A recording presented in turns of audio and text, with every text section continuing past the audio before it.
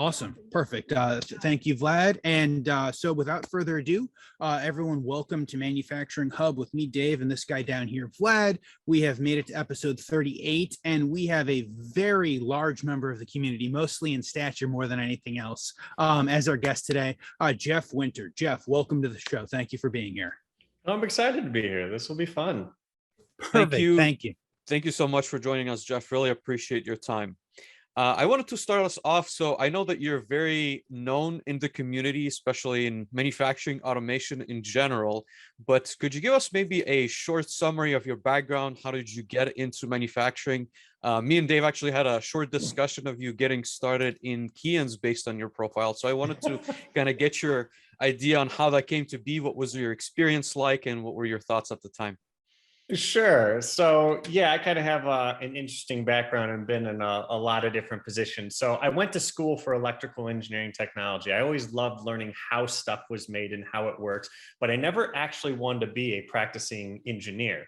I went immediately into sales engineering. I learned very quickly that I like being out in front of a lot of different people, but still having that little technical flair to it. So that was the right type of role right away for me. That was all the jobs I applied to were sales engineering.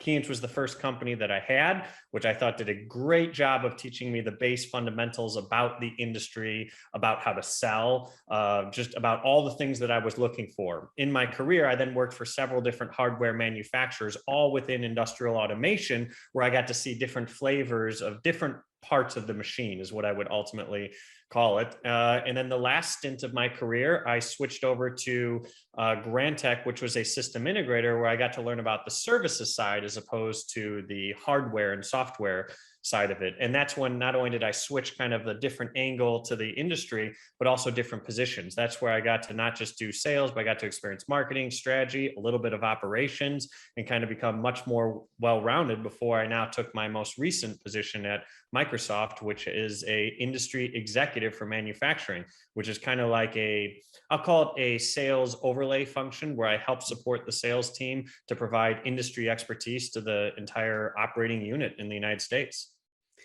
No, that's a very interesting background and road, I guess. I picked up on one detail on your early career that I want you to maybe expand a little bit. So you said that you knew that you wanted to do something a little bit on the technical side, but also more on the sales and marketing side based on your personality. Is there maybe some like key factors that you could talk about that led you into like sales specifically versus pursuing like a very technical engineering traditional career?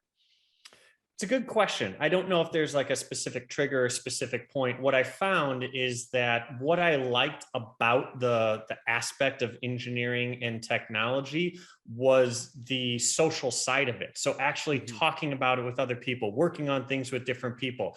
I liked going to different manufacturers, kind of like the show How It's Made. That's how I described my job for years, is I was like the show How It's Made. I go to a factory, I learn about how things are made. They have a problem. I help try and solve it with them and see if I can convince them to buy it. And then I move on to the next factory and kind of repeat. And that was kind of a fun experience for me, rather than the only experience I had with engineering was an internship where I actually had to work for weeks and weeks and weeks and weeks on solving one single problem. And that was my entire experience. And I realized that kind of wasn't the route I wanted to go. Yeah, and I had the discussion with Dave about that too, because I think like How It's Made really encompasses, I don't know why, but there's certain people that are drawn to that show, right? Like understanding how processes are done and just having that feel of, again, seeing something being made that you see in your regular life that is very appealing, at least for me in manufacturing. And but it's not for everyone. Yeah, no, absolutely. But another thing that you mentioned was going from an OEM to a service provider. I'm curious, what are maybe like, if you can talk to Dave, you have a different question, or I've got 5 people who have told me so far that they can't hear you. That's not so good. yes. So if you could, if you want to check those audio settings, I'm gonna slightly. I love the thought process that Vlad has got going, and I would like to let him continue the thought process while we're waiting for the audio to move. Can we talk a little bit about what you're doing at Microsoft. I think the industry executive role is very interesting. Maybe for other people who don't know what Microsoft is doing in manufacturing, can you give us a little bit of a description, a little bit of an overview of what Microsoft is doing in manufacturing? Sure, I'd be happy to talk about that. So, knowing that I am 5 weeks in, I'm still learning what my actual role is on the job. But in short, so Microsoft is a very, very large organization. Most people don't realize how tied they are to industries. A lot of people think of it just kind of like the computer software company, Windows for the longest time. I mean, just to put it in perspective, the manufacturing operating unit in the sales organization alone has 800 people in the United States. Just the US, just sales, just manufacturing, let alone the engineering support and all the other functions that go into it just for manufacturing. That shows how big they are in that field. And I actually didn't really realize how big they were until I joined in manufacturing. It's not the first company I would admit I thought of for manufacturing. Now that I've been there for 5 weeks and learned about what they do, who they work with, and how they engage with clients, yeah, they are big. And I just didn't realize it because the level I was playing was not quite at the same level that Microsoft is playing. The other thing that I would add to that, which will help frame around Microsoft's point of view on manufacturing, is kind of their approach. So what I've found out is they have a lot of market insight. They use companies like Gartner and IDC, and they have their entire own market research that they get from their analysts as well as just voice of customer. Because you have to think, everyone is a customer of Microsoft. Not a lot of people, everyone. It's just a matter of like how much of a customer. So their market insights are incredible. And they put all this effort into identifying 5 key areas that they find are top of mind for manufacturers. And these aren't from 1 or 2 people. This is from the industry that they pull from. And what we found is all 5 of these areas actually right now are related to digital transformation. Now, Microsoft calls them industry priority scenarios, and we have one for every industry. I represent the manufacturing industry, so those are the ones that I'm familiar with, but these 5 have become the biggest areas that Microsoft invests in. It's how we organize our solutions for our customers, and they span the entire organization, touching almost every function in every department, which means they're big. They're meant to be transformative by their very nature. So the 5 of them is transforming your workforce, it's building an agile factory, it's creating resilient supply chain, it's engaging with your customers differently, and it's unlocking innovation to deliver new products and services. And so if you kind of dive into each of those a little bit more, that's where I've gotten kind of excited about what I'm learning about not just what Microsoft does, but how they talk with their customers about these big transformative movements that you can have. So going to like transforming the workforce, companies are looking to change the way that their employees work. And this was a priority back before the pandemic. And then the pandemic just kind of made it take off as everyone around the world, including Microsoft, had to figure out how to adapt to remote work and remote assistance of frontline workers. And Microsoft found out that workforce transformation really requires the use of technology to attract, to train, and to retain this next generation workforce and properly equipping them with the right skills to reimagine manufacturing in an industry 4.0 setting and to help shape a sustainable future. And that's really cool how they're looking at this holistically. And right now, as probably everyone knows, there's a tremendous amount of job openings out there. And not only are there a tremendous amount of job openings in manufacturing, but the types of jobs are changing dramatically and fast and are not what they were even just 3 years ago. As an example, according to World Economic Forum, the top 3 fastest growing jobs are data analysts and data scientists, AI and ML specialists, and big data specialists. And you may even argue those are not that dissimilar. And yeah, that's kind of true. And so when you think about that's the number 1 positions that are out there, it changes your entire strategy, your business strategy, as well as how you transform your workforce to adapt to this new world. So that's really the first one. It's one of the most exciting ones for me because it's actually one of the newer ones. The one that's probably my big bread and butter is the building a more agile factory, the second one.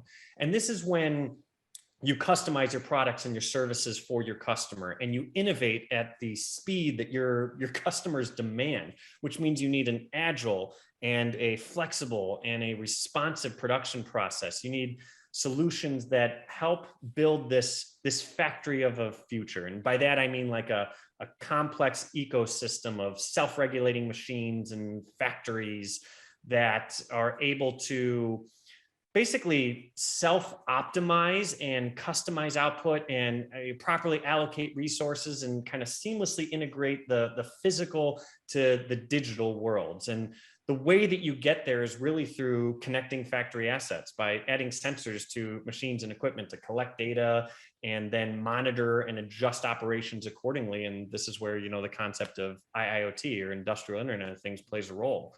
And then when you take that at global scale and have all your factories communicating and visible to each other is when you can see just tremendous impacts. And that's really the big one for building an agile factory.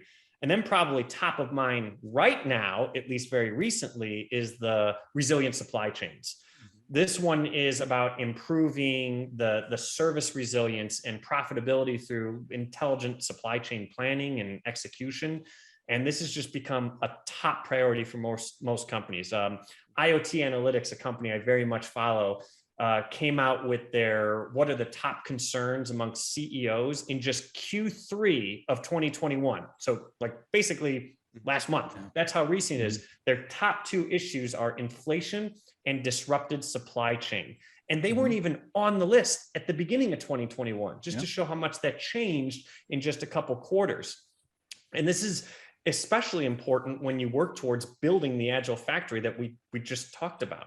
So as you're kind of making more product variants and you deliver customized, solutions, your supply chain becomes more complex and multifaceted. And there's just a new generation of intelligent business applications that help you, deliver the right products and parts and resources and services where and when you need them, and achieve a good balance between your customer service and your budgetary levels, your budget requirements, and enable better upstream and downstream collaboration across an increasingly complex supply chain. And what's cool is like, I have all these industry statistics on like the numbers that people achieve. And the one thing I've learned that's kind of fun and interesting, it took me a little bit myself to really, I'm going to say believe, is that when Microsoft comes out with numbers, for example, like companies can expect to see a 30% reduction in expedited expenses, a 60% increase in planning efficiency, 10% increase in reduction of inventory investment. The list goes on. Those are real numbers because they deal with all these customers. These aren't just like, market statistics of a couple people. They deal with all the manufacturers in the United States at one level or another. And it's this aggregate income. We're like, no, these are real cases. And we can share the stories of hundreds and hundreds and hundreds of people, if not thousands, that have achieved these results. So it's really kind of cool for me to have those. So last two, I'll kind of go through them quickly, is the engaging with customers in new ways. That's a new one for me as well, personally. That means delivering new experiences to basically your customers. So our customers, but your customers, through being able to engage differently throughout the entire product life cycle. So for example, let's say you make a smart connected product, or you're an OEM and you're able to use connected field service solutions so that you can get insight to do better predictive maintenance and minimize your customers' downtime.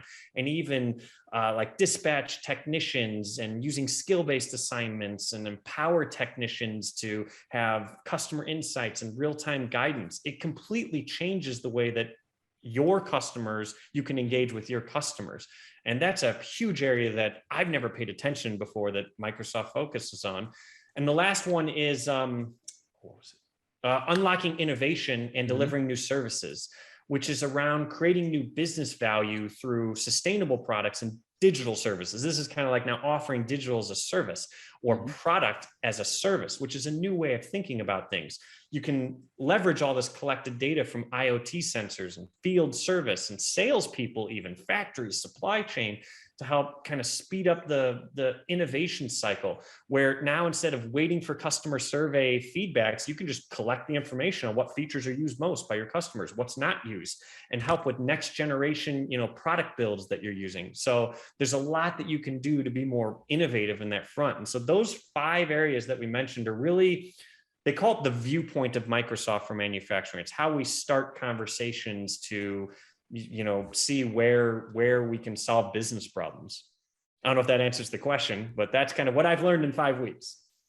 Before Dave can throw in a follow-up, I really want to say that it's interesting that it's looking from like a holistic standpoint. You know what I mean? Because we've had multiple conversation, even on this podcast, about the workforce, and I think looking at that before necessarily looking at a technology that can solve the problem, obviously there are technological solutions, is really interesting, right? And so I really like the way Microsoft has put those 5 core principles in mind so that you can start thinking of a business as a whole. But it's a really thorough coverage, Jeff. Really appreciate it. I think we're going to post the link if people want to find out more. There's going to be additional resources.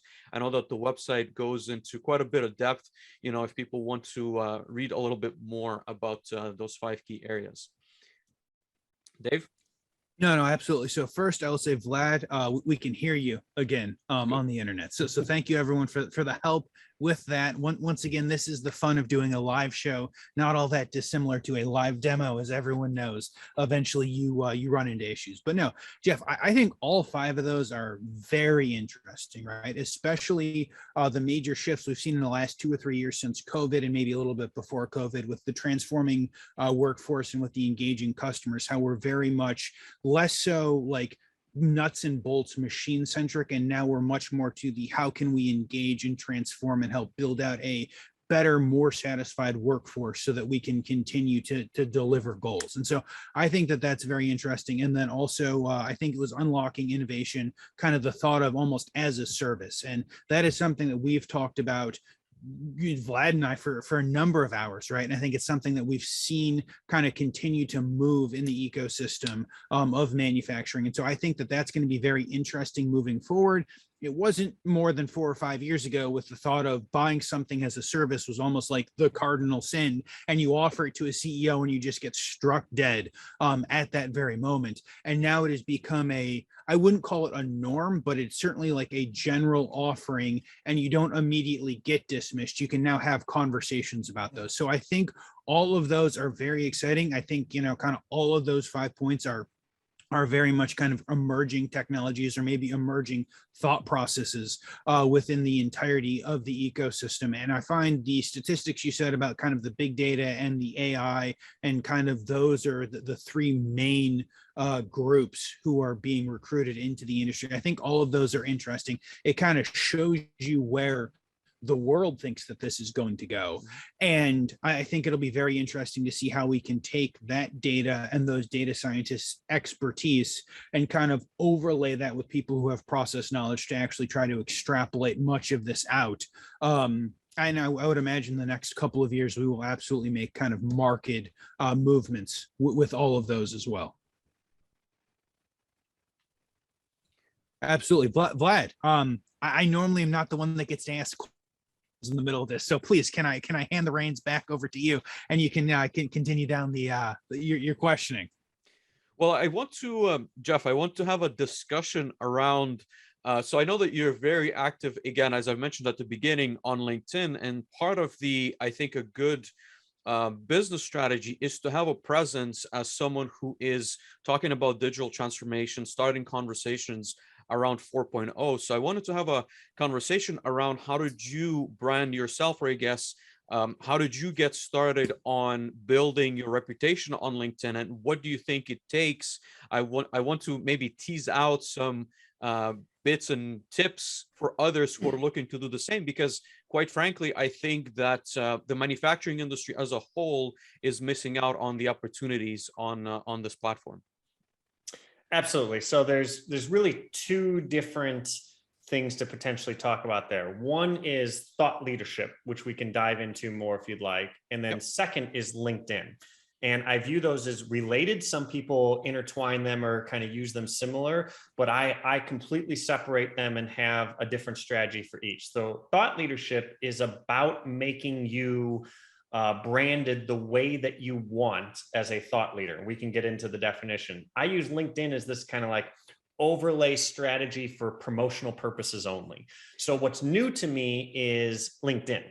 What's not new to me is thought leadership. So thought leadership is a topic I've been doing for years and kind of refining my strategy of how I can be a thought leader. What I've taken over this year is how can I promote it better through the tool or mechanism of LinkedIn. And so it looks like I'm extremely active in terms of the amount of time spent on LinkedIn, but I would argue it's only a small portion on LinkedIn. It's actually a bigger portion on the thought leadership. LinkedIn just kind of promotes the thought leadership, if that makes sense. I really like the fact that you corrected me, because I think, again, I am making that same mistake of using LinkedIn as the primary tool, but I would like to learn more, as you've pointed out, about thought leadership and how, again, like how did you craft your strategy? Because again, there's a lot of details along the way. I'd want to dive in also how you changed that a little bit while you were at Grand Tech. So could you define, I guess, thought leadership in general, and then we can maybe have a conversation about how to build again, a brand that is around that. Sure. So this was a challenge that I had when I was working at Grand Tech, was kind of defining what we called thought leadership or subject matter expertise. We kind of use those terms more interchangeable, but separating out that versus a technical wizard, which was my term that I like to coin. I wanted to separate out a subject matter expert or thought leader from a technical wizard. Because think about it from this perspective. I joined Grand Tech as a sales manager. That was my official title when I joined, and then end up leading an operational unit in operations and having engineers report to me to try to build a practice around industrial safety or machine safeguarding. So how do you do that as a sales guy, having engineers want to listen to you, look up to you, respect you in terms of your decisions of helping them engineer, if you want to call it something? So that's where I had to kind of really differentiate to go, okay, you be the technical wizard, I'll be the subject matter expert, thought leader, and we'll start to define those differently. So we're not competing with each other. We are not the same things. So I defined thought leadership as 5 things. And I'm going to admit, I got this idea from an article I wrote, a very short article by a guy named Jesse Torres. It's only a couple paragraphs that identified thought leadership as 5 things. Then what I did is expanded each of those, and we can talk about how I did it and what it meant. So it said, to separate yourself out as a subject matter expert, you need 5 things. You need credentials. You need the letters behind your name that actually state you know what you're talking about. So for machine safety, as an example, I am a board certified safety professional and a functional safety engineer. Those are letters behind your name that give you credibility. The next is accolades, being recognized by peers in the industry as being a subject matter expert or good at what you do. That is being named Safety Professional of the Year by American Society of Safety Professionals, or Rising Stars of National Safety Council. Those are accolades. So you have your credentials, you have your accolades. Then third is network. Do you actually know the who's who out there, the smartest people? I didn't know the answers to everything. If you stump me, who do I go to? I know the chairmans of all the top, safety standards. I know people at OSHA, at the regulatory body. I know, vice presidents of litigation at several different hardware manufacturers and the legal councils. I'm very connected to that. So if you stump me on something, I have somewhere to go. I also knew the network of a lot of safety leaders in the industry, vice presidents of EHS at, particular companies. So that was network. Fourth is being an ambassador. Are you actually out there representing the community? Are you joining associations and societies, signing up for roles, rolling up your sleeves and actually contributing to the advancement of the industry? And number 5, are you an influencer? And by defining that, I don't actually mean social media influencer. That can be a component of it, but are you actually influential? Are you sharing an opinion? Are you actually sparking a little controversy? Are you putting your brand and name on the line by making a stance on something? So in order to do that, you have to write, you have to speak, you actually have to, make your point, make your opinion on stuff. You can't just participate in a committee. You actually have to do something with it. So all 5 of those together is kind of how we define a subject matter expertise or subject matter expert and a thought leader, and differentiated from the guy, at least with safety, we'll say that was a PLC programming wizard who could walk circles around me on programming a safety PLC. Those were kind of the difference. And then I just kind of switched my career by changing the subjects that I had away from safety to industry 4.0. But my model for developing myself as a thought leader remained consistent. I just became more effective at it. So I could switch subjects and become a thought leader in a relatively short amount of time. Yeah, and that, could you talk a little bit about that transformation, I guess, how it came to be, just so people maybe put it in context? And again, I think you've learned probably a lot about building it up in the safety space. So it probably accelerated your, I guess, or shortened your learning curve, as you said, to pivot to a different space. But still, I'm very curious about how that came to be and what was that process like? Sure. And it took years to make myself a leader in the safety community, a lot of trial and error and missteps, and join this, do this, not work out, waste of time. And that's kind of what I refined as a part of it. And it was kind of a combination of me looking at my career path within Grand Tech at the same time as kind of understanding the company's vision direction, for where they were looking to go. And what I learned through this is I actually really liked safety. It was kind of a subject that I was passionate about. Is what they liked about me, this is what I'm assuming is correct if you ask them, is they liked how I took a subject and turned it into a business unit of the company. I productized a solution. I came up with messaging. I came up with a marketing plan, a sales plan around a particular subject being safety. And so we could define it. We could have a thing that we made, which was a bundle of services, go out and sell it, deliver it, and repeat it for high value. And that's what I learned that they liked more than the subject of safety. I thought they really liked safety. It turns out they really liked the way that this was productized. So I had an opportunity to go and do that for multiple subjects. And at the same time, address Industry 4.0, this big, amorphous, vague, undefined topic, figure out what it means for the company. And at the same time, prove that you can help build other thought leaders, not just be the thought leader yourself. And that's what took me to a point of having to processize and define, how do I do this? How do I put a strategy around this? How do I do it quicker to get other people to do it? So the subject that was basically picked was Industry 4.0. And in December, I believe it was December of 2019, if you were to ask me what Industry 4.0 was, I had no idea. I had no idea what it was. And it's crazy to know that defining moment and then kind of taking it on. And less than 3 years later, I'm being recognized by Analytica as one of the top Industry 4.0 influencers worldwide. And I would say it's more of a testament to how I define my thought leadership and have a very specific strategy for what I do, rather than actually being the smartest guy on the subject. But I do think that I am, valuable to the community on the subject. So what I did was just shorten the time on knowing, okay, I know how to identify different associations to join, different standards. I know how to identify the network of who's who and where I can, insert myself and where I can learn different things, gain credibility, what certifications, what awards do I need so that I can be that thought leader. Yeah, and I think it's a very interesting discussion subject, because I think Industry 4.0 still remains, I guess, to some degree, a vague subject for a lot of at least end users, and everyone's still trying to figure that out. And I think if you associate yourself with the right people, with the right conversations, that's how you can help drive that discussion, and I guess that definition, which is what we can dive into a little bit as well, because you're part of two fairly sizable committees that are working on trying to define digital transformation, trying to define, again, Industry 4.0. I know that they have a lot of thoughts around it. What do you want to tell us a little bit more about that? Because that does play out in your thought leadership strategy, as you alluded to. Sure. So there's different reasons to join different associations or different groups as a part of it. So yes, I did join the ISO Standards Committee, and then switched over to the IEC Standards Committee, mainly because it was just less expensive to join. There is a joint working group between the two of them called Joint Working Group 21, where they're together, two of the biggest standards organizations worldwide are working on smart manufacturing. And so that group has been around for many years, at least 5, I think. They have 3 standards that they've come out with now. They're actually technical reports, and they're all around smart manufacturing. They have the first one, part 1, which is terms and definitions. That took years to develop. Then they have number 2, which is use cases, and 3, which is for recommendations for cybersecurity. But this is a good example where I joined that standards group in order to learn what the definitions were, because I wasn't able to contribute right away at all.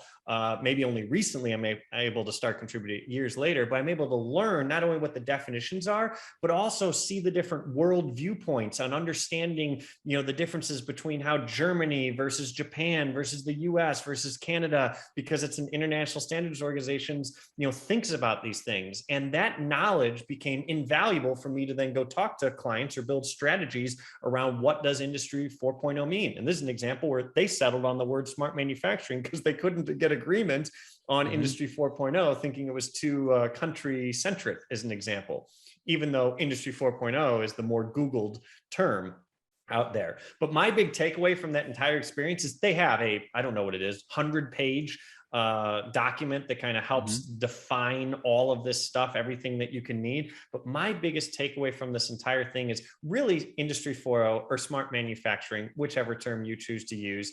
It's really in the eye of the beholder. It's really about a strategy and a change in mindset to leverage and adapt new technology. So whenever I talk to someone and they have in their mind an idea of what Industry 4.0 means, I run with their idea, because it's all about what they perceive their future to be through this technology, as less about an individual definition. Now, there are uses to define and standardize on it, but defining that definition, it was valuable for me to go through that, that committee to actually go, what, we can leverage this vagueness to define it the way it is in the eyes of the customer and run with that. Dave, did you have a follow-up? Sorry, I have a couple, but I want to give you a chance to ask a question as well, because I think it's a very interesting subject. No, absolutely. So I appreciate that, Jeff. I would generally completely agree with the concept of, Industry 4.0 is vague. It is different for everyone. And the number one step that I take with any customer is to understand what it means to them so that we can define it in the space of that company, or perhaps come to an agreement within the three people in the room, and there are four differing agreements, or it's similar to the working group that you're talking about. But I would say that we've got a lot of SMEs and thought leaders or potential thought leaders who listen to this. If someone is interested in joining one of these boards or finding a working group, do you have kind of a path or a best way for someone to figure that out?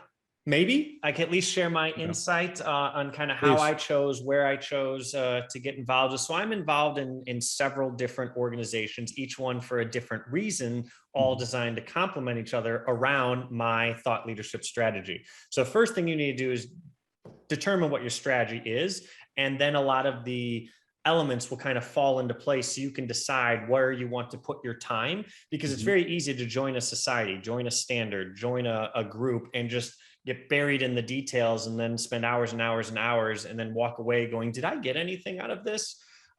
So you need a North Star, a guiding point for it. So you got to define what your strategy is and what you're looking to get out of it. Now, in terms of the specific ones, there's two big ones that I have spent my time on in the past couple of years. One of them is ISA, International Society of Automation, and the other is MESA, and they are entirely different groups. ISA is huge. So they have like 35,000 members, 350,000 customers. They have like 140 chapters and 18 divisions, and they're big. And they are mainly a members-based, community-based, group. And a lot of people that join that are consumers. They're ones that go to read articles, attend events, they consume a lot of the information. Within that, there's probably about 1,000 actual volunteers that roll up their sleeves and contribute as a part of it. So I'll continue on that one a second. Then there's MESA, which is a company-based membership. So you don't really join as an individual. You technically can, but it's designed more as a company-based membership. But that is a much, much, much smaller organization. They don't focus the same thing on big events and big, local chapters and the way that ISA kind of goes to market and sets themselves up. But I would argue that has a different set of people as a part of it. So if you are looking to potentially roll up your sleeves and develop some very detailed models and work through some very specific stuff and meet very smart people on the subject, that might be a very good fit for you. If you want to get your name out there and speak at an event and connect with a lot of people, ISA may be good for you. Here's an example. ISA, their latest division that they started up less than 2 years ago, is the Smart Manufacturing IIoT division, their last one. They've got like 2,500 members since it started just less than 2 years ago.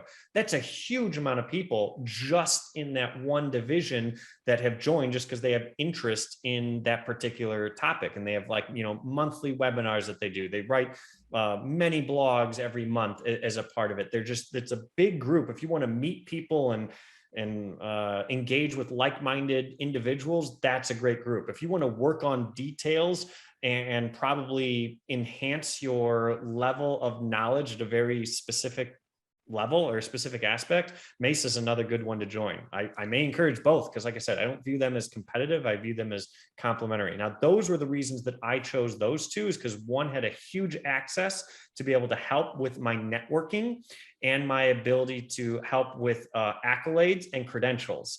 So it depends on how you look at them as to where they can help. I don't know if that answers the question, or if you had any specific ones that you were curious about why I chose or didn't choose. Similar to kind of Vlad's line of questioning, Jeff, I think that we could talk for 12 hours on camera just about this. So I'm gonna say thank you for that. You probably will have people reaching out kind of with more questions in relation to those. And I'm if happy we can, happy to help. I'm a big advocate of industry involvement in general and advancing the industry, and so I will help anyone that has interest. But then I'm also very passionate about those two organizations specifically. absolutely. Thank you for that. Let's promise a flood of messages in your inbox, probably from Vlad and I as two, plus some other people watching. And I'll let Vlad kind of continue on his other thought process. Well, I was gonna say, I guess, like I'll be the first one to admit that I would, be interested in contributing some hours and working on some of these standards, but it's not always like obvious what are the avenues to kind of figure out, like where to join, how to be part of these conversations. And I think, as we were talking earlier, it's very important because it is going to shape a lot of where manufacturing is headed in the next, 2 to a decade years. So I think it's very important, if you're looking to make an impact in what it's going to become, to be part of these conversations for sure, Jeff. So that's part of the learning curve. Is I did it both for safety and switching to Industry 4.0. I had to insert myself everywhere. I called up many organizations and raised my hand and go, let me join these committees, these groups, these places. And then I figured out which ones that I, retracted from and go, that's not for me, and which ones I doubled down on. But part of it's a trial and error. I just did it faster with Industry 4.0. It's not all my selections were the right ones, but I got to a point where now I'm, kind of in my groove and able to make an impact, but it took years to get there. Yeah, I certainly don't want to downplay, what it took to get to where you are today, because I think it's a lot of research, a lot of reading, a lot of talking, like you were said, a lot of networking, understanding what different parties are saying, what again, like filtering out a lot of the conversation. It's very, very important. But no, I mean, since our theme is like emerging technologies, we certainly want to maybe get your insights, not to dive into anything very specific, but what are your thoughts on, where is the industry going? What are we going to see in 5 to 10 years? I know that we've had a very good overview of what Microsoft is thinking, but is there any, maybe on the personal side, like what do you see, or what would you like to see like changed or improved, or just be different in manufacturing? There's a whole bunch of questions there. So I will focus to start on the topic I find to be the most exciting, that absolutely will change the world and manufacturing in specific here. I don't know how yet, but it will. And it's around artificial intelligence. That has been my topic of fascination and passion in, especially this year, more than anything else, because it's the only topic that I can think of that really is completely ubiquitous to every industry and to every function. It's the only one that impacts the guy on the shop floor all the way up to the CEO, from every function of sales, marketing, engineering, operations, finance, and every industry. It's the only one. And there's two ways that it's starting to infiltrate our lives, is what I'm going to call it. And this is a concept I came up with the CEO of Falconry, as we kind of did a series on AI together, Nikunj Mehta, and it was the difference between intentional AI and invisible AI. And I really like those distinctions, because intentional AI is you making a conscientious decision to include, and when I say AI, it's mainly ML at this point, but for argument's sake, I still like to use the broader term, but to adapt artificial intelligence to specifically improve a process, all right, that you're looking to do. Intentional use, pulling in a company, whether it's Microsoft or someone else, and go, hey, you guys offer these services, how do I apply them? That's intentional use. We're going to see that increase more and more. But the hidden one is invisible AI. It's AI that is being included in the stuff that you're buying that you don't realize it. Because now most softwares that you get are coming with AI, they're AI enabled, or, running on machine learning algorithms, hardware to software to everything that you're getting. And now it's just infiltrating in everything your organization does, and you realize, like, wow, we are using this all over. We just don't realize that we're using it all over. So when you factor both of those two together, it's going to completely impact the way that everyone works, everyone does business. Now, on top of that, there's two main areas that I would view that people would pay attention to. And one of them is I'm going to call it the scarier one, and one of them is the one that we're doing all the time. So the one that we're doing all the time is using specifically machine learning to do better analysis for predictive purposes. So being able to analyze large amounts of data to give us insights on that. That helps us make decisions. Ultimately, that's what it does. And we're starting to use that. People feel comfortable with it. It's easy to dive into, get a whole bunch of data, run some algorithms. Ooh, I gained some new insights. I can make better decisions. That, I think, it is already being adopted quickly. The other one is around making decisions for you. So this is using it to help you make decisions, and then using AI to make decisions for you. And that's the one I think that people are going to have a hard time mentally allowing AI to do. Good examples, self-driving cars. You're not making the decision anymore. It's making the decisions for you. Now start to apply that to, your own finances, your personal world, or your business that you have. At what point are you going to relinquish control and be like, you know what? I'm not even going to be involved in this decision process. The AI is just going to do it for me. We're going to eventually get there. It's just a matter of how and when that takes shape. I don't know. I don't really know when, but that's the one that I think most people are worried about, scared about, and has the biggest unknown. The other one, we still have the control as the people, and we're using AI to help us make better decisions. So it all comes down to AI. If you were to go, where do you think, is the biggest thing in the next 10 years? It's going to be that topic. I really like the way you've described it, because I think, again, there's so many tangents that we can go based on that response, Jeff. But it's certainly very exciting for me to hear that. Again, I think I also agree with you that AI is going to be of a big impact. I think that manufacturing is still fairly early on. As you said, we're starting to make decisions based on data. And again, I'm going to draw from personal experience. I think there's still manufacturers who are hesitant to leverage data the right way, or I guess to even leverage it, I would say, at all.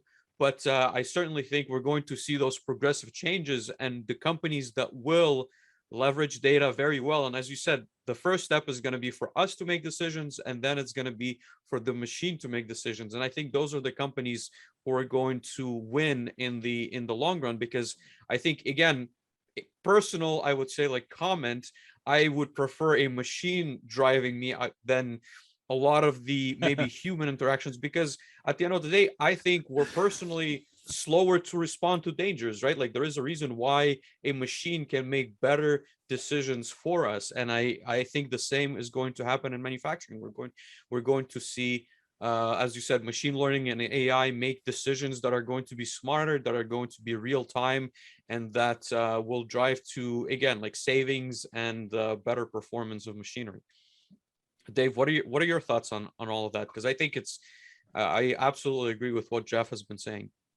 I love this, Vlad. I kind of want to pitch a segment that doesn't exist called More Manufacturing Hour, or More Manufacturing Hub, in which we go for another hour and Vlad tells us about the horrific Uber experience that he had that makes him never want to get into a person driving car again. But no, so to your point, Jeff, I liked very much what you're saying. I think that artificial intelligence is very interesting in this space. And I think, it's something that people spend their entire careers and will spend their entire careers working on.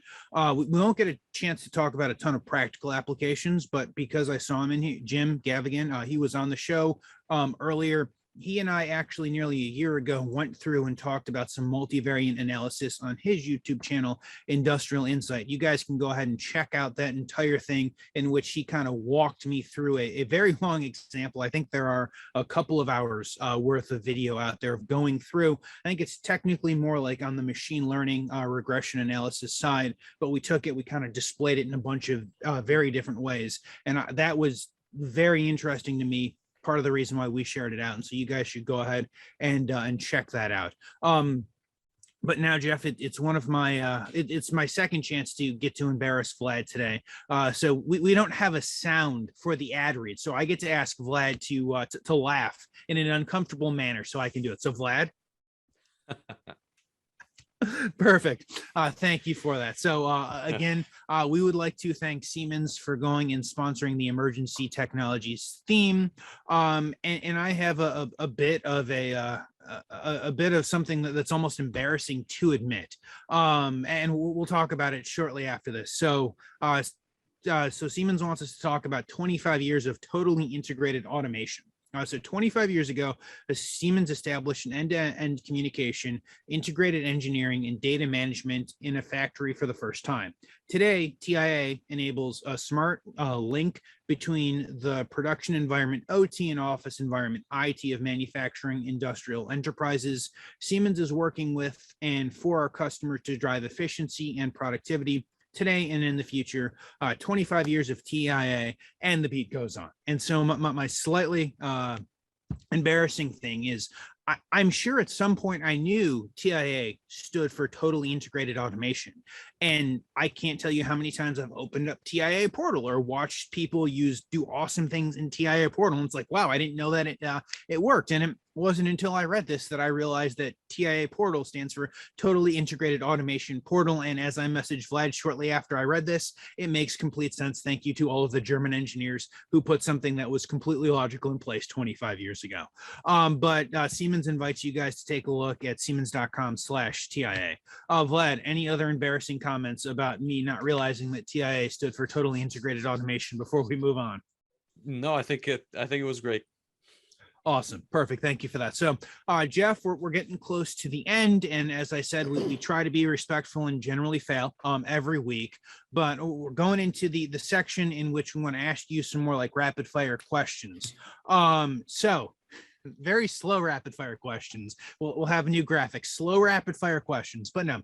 So the first question is, we've got a lot of avid readers in here, and Vlad is looking for something to go ahead and download to listen to again. Do you have any good book recommendations for people within industry? So good question. I actually bought several books that I'm planning on reading over the Christmas break. So if you ask me in another month, I will have them. They're more on broader manufacturing and supply chain, digital supply chains. But I actually did have one that I finished recently that's right here that I actually liked, because I will admit this was a newer subject to me over the past couple of years, but it was this book on it's just called Manufacturing Execution Systems and Operations Management Approach, that was produced by ISA. It's only like 9 months old. It's pretty new. And so it really addresses it in the framework of smart manufacturing. But if you're newer to the subject, it's a great book. So I was newer to the subject, and it helped me immensely understand that particular space. If you're a master at it or already have your Mesa COC, you don't need to read that book. No, I mean, I would add. Go ahead, Dave. I was going to say, I love that, because for years I had people, ask if there was some good, MES documentation that they could read. And for years, my answer was always no. Like, people either know it or you can read a couple of white papers. So I think that's a very good book in order to kind of point people towards. Thank you for bringing that up, Jeff. And we're excited to hear what you think of kind of your broader manufacturing books for your Christmas reading or for your holiday season reading. And if those book recommendations kind of make it into recommendations next year. I'll let you know then. Perfect. Awesome. Thank you. Vlad, did you have a comment about the book? Well, I was just gonna say, I think it's important, even coming from like a technical background, it's not always, how to say it, like easy to understand those underlying, I guess, complexities of MES, right? Because as an engineer, you're usually very focused on, let's say, the controller level or the programming level and what have you. So I think a book like that is important for someone who's looking to expand their knowledge base, even from like a technical standpoint. So I think it'd be very valuable to a lot of our listeners. Absolutely. And when your answer is it's just math, that's generally not helpful when you're trying to help people build a system. No, perfect. So thank you for that, Jeff. So next question is, who should reach out to you? We talked about a lot of things, but who should reach out to you, either for you to help or the alternative? Who are you looking to work with your new role? So with my role, it's, it'll be an interesting one because my function is a advisory role to the entire operating unit of Microsoft for manufacturing. So there's 7 of us that do this role to support like 800 people as a part of it. So I'm not directly accountable for, any accounts directly. I will have some that I help to, help their journey in digital transformation.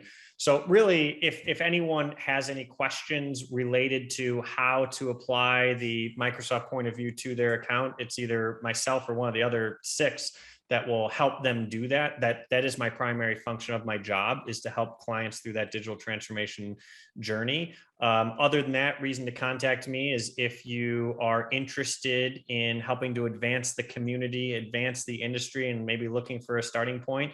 That's just an area of passion of mine. I'm happy to help people out. I like meeting new people and networking.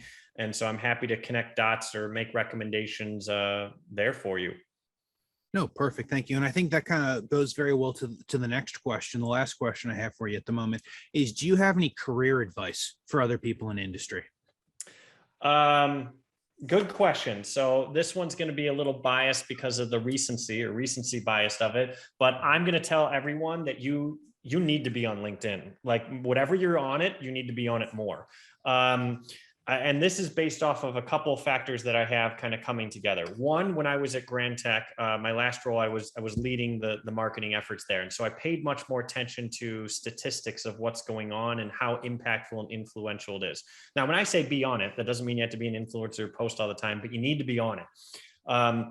So basically the pandemic changed everything when it relates to how we engage with people, how you network, everything. So if you look at, there are 2 main things that happen as a result since 2019 to 2021. One, people loved networking and they didn't have any place to do it. Where'd they go? They all went to LinkedIn. Number 2, people wanted to learn and there were no events to go to anymore to learn. Where'd they go? LinkedIn Learning or content produced on LinkedIn from you guys and everyone else. That's where everyone went. So because of that, it's now very easy to network with people. I've connected with tons of people out there in very influential roles that help me personally, professionally, in every aspect of my life. I'm going to say. Number 2, it's a candidate's market. So make your profile very good, make it thorough, nice picture. Clearly outline what you do in there, what you're good at, what problems you solve, because recruiters are looking for people because there's more jobs open than there are people available. So even if you're not looking for a role, take the time to make your profile up to date because it's a candidate's market right now. And then if you actually do want to meet people or become a thought leader in the industry, you're not really going to be able to do it unless you're on that platform anyways. I mean, simply put, the pandemic forced everyone and every company to be a digital media company and to be on digital, have a digital presence. So that's probably the one career advice, whether you're a student or you're, more senior in your career, you at least need to be on it. Like I said, you don't even need to post anything to be active on LinkedIn, but you need to be on it. No, absolutely. I think obviously Vlad and I, the people with the almost weekly live show, absolutely cannot agree with you more on that, Jeff. Vlad and I actually met on LinkedIn a couple of years ago, and it's a great place to be. I would imagine the vast majority of people watching are already on LinkedIn, but that is a conversation that we have, excuse me, that we have all of the time. Vlad, we actually have moments left before we run up on the hour. Did you have any last questions? Well, first of all, I guess really appreciate your thoughts on this, Jeff. I think LinkedIn, again, as you said, is a really great platform, and I think networking has really changed. I don't think it's ever going to go back, to what it used to be, because I think, again, people realized how much, again, how much of a time saver it perhaps is to be able to connect with someone across the world without having to go to that trade show or maybe conference, which could still be valuable, but maybe in a different aspect. So I definitely can relate to that comment. But go ahead. Go ahead. Oh, I was going to say, I actually thought of something else from the advice side for people in their career that complements the LinkedIn. Number two is you got to develop your personal brand.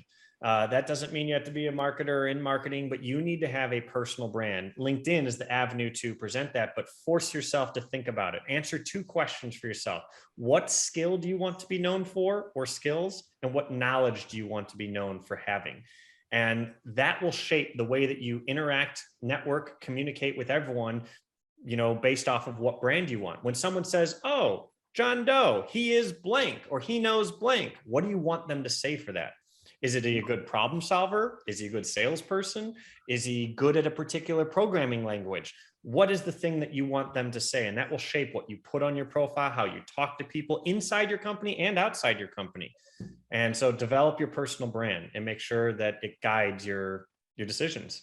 Could you give us maybe some examples? Because I think the questions that we're going to get is how narrow of a skill should you be focusing on, or how maybe broad of a skill, or a topic? That really depends on what you want to be seen as.